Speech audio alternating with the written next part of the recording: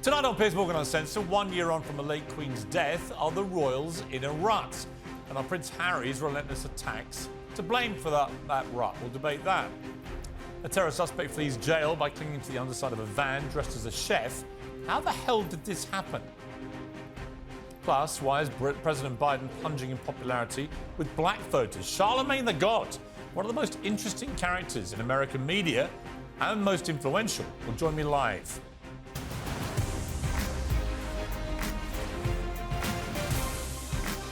Live from the News Building in London, this is Piers Morgan Uncensored.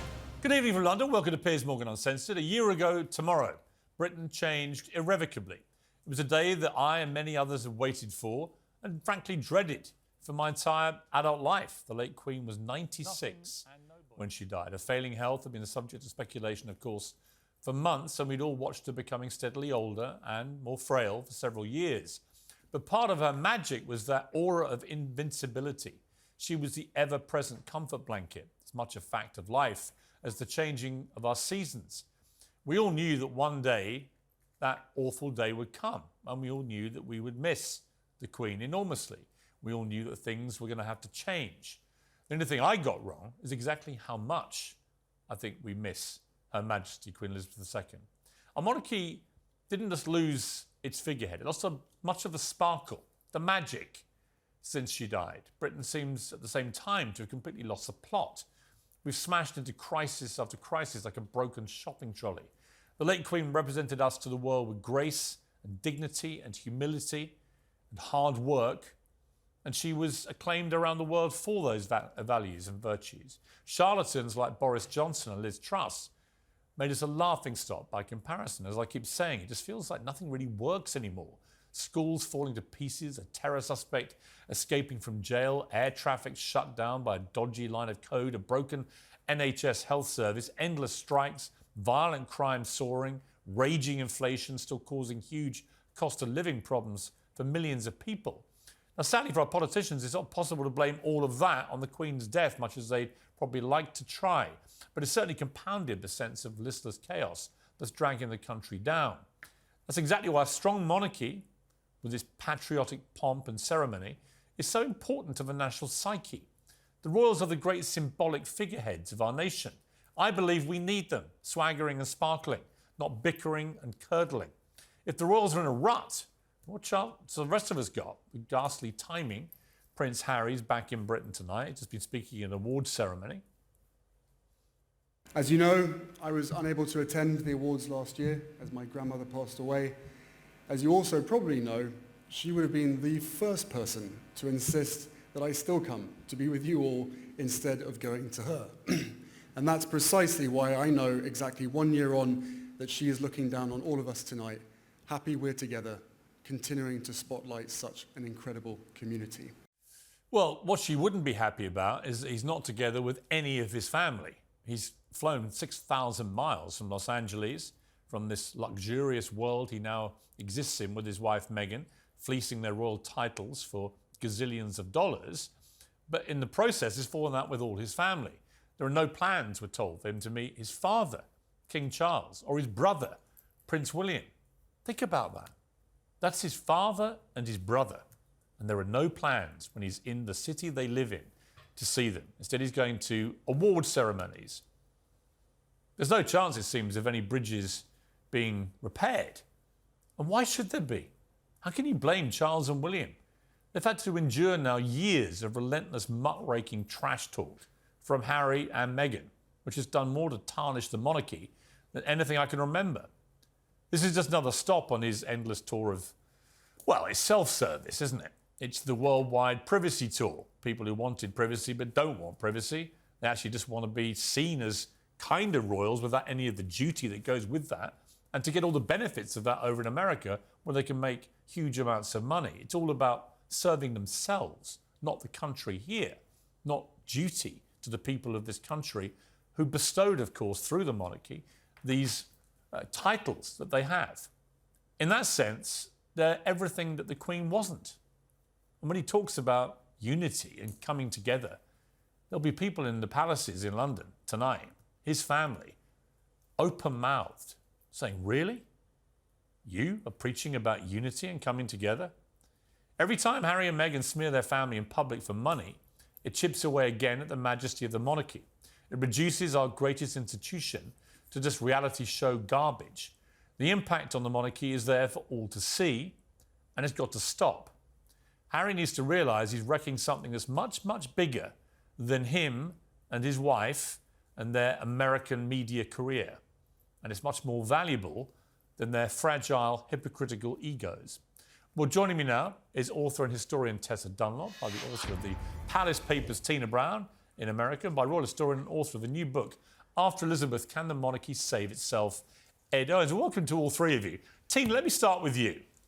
Very much the queen of royal experts, in my opinion. So what is the queen of royal experts' view as we, incredibly, it's a year tomorrow. I can remember every moment of that day. But it's a year tomorrow that we lost Elizabeth II.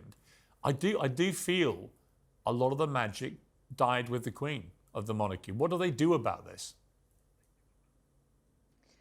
Well, you know, I actually think that Charles has actually gripped it in a way that's very surprising, actually. I wouldn't really agree that it's all gone away and all drained away. I think that in a strange way, the chaos that you vividly describe at the top of the show has actually made Charles look a lot better. He's suddenly the great statesman on the world stage. He's the most august statesman that England can really put out there. He's become a huge national asset.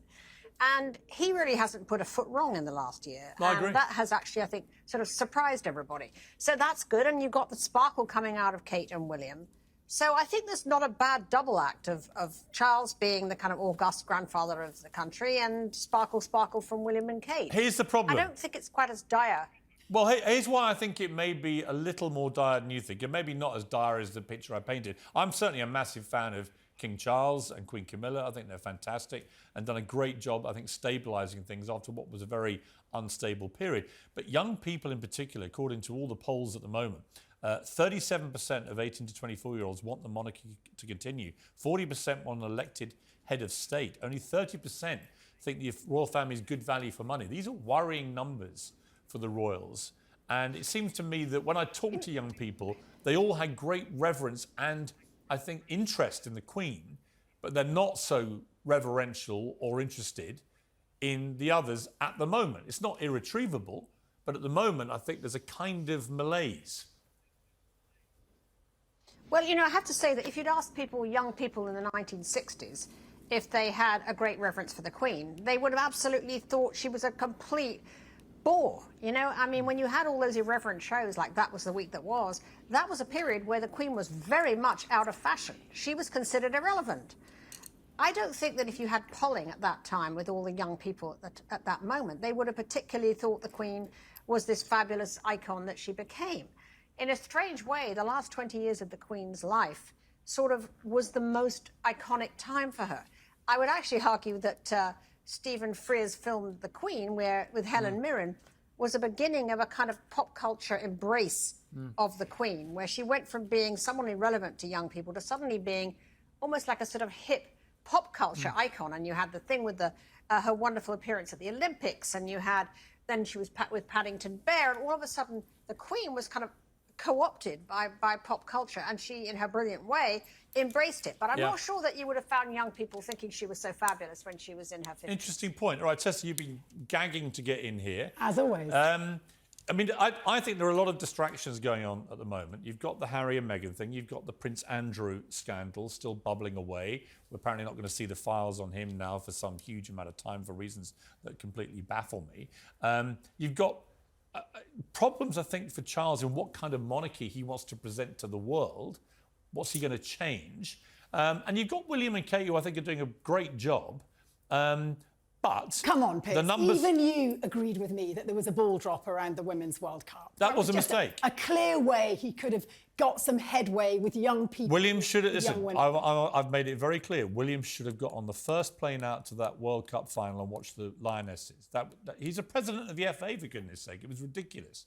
But actually, that spoke to a deeper stubbornness and, dare I say, entitlement. And you put, once again, if I may, you put all the blame on little, pretty irrelevant in some respects, Harry, when if... What about all the blame on him? But That thesis at the top, and I took notes on it. I took extensive notes. I put a lot of blame on those. A lot of blame. Because they're the only two members of the royal family who have done what they've been doing. But I'm sure, Ed, your academic will agree with me that the broad-shouldered, it should be anyway, the broad-shouldered institutional monarchy, that has to be where change comes from. Whether it is the redemptive olive branch offered to Harry, it needs to come from his father, from his brother, who are part of an institution of state, not from a prince who wears a beanie and goes around, you know, Europe doing well-meaning charity gigs. No, it needs to come from the institution of monarchy. And actually deeper change, you mentioned there, transparency, access to files, freedom of information, that needs to come from the monarchy. They need to lead. You're right. Call out the politicians. They're rotten. We need to see leadership from Charles.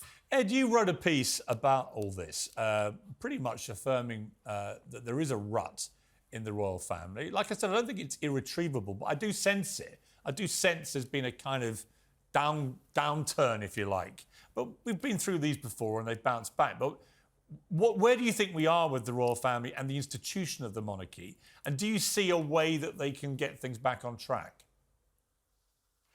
Well, actually, Piers, I think you're right. There is something of a rut here. And I have to briefly and respectfully take issue with something that Tina said before.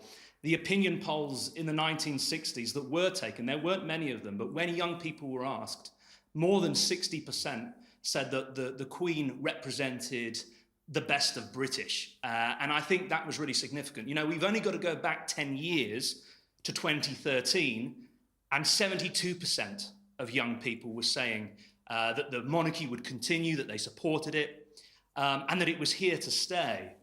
Fast forward 10 years, and things have definitely changed. And I think the news and hubbub around Andrew and more recently Harry and Meghan are partly to do with it.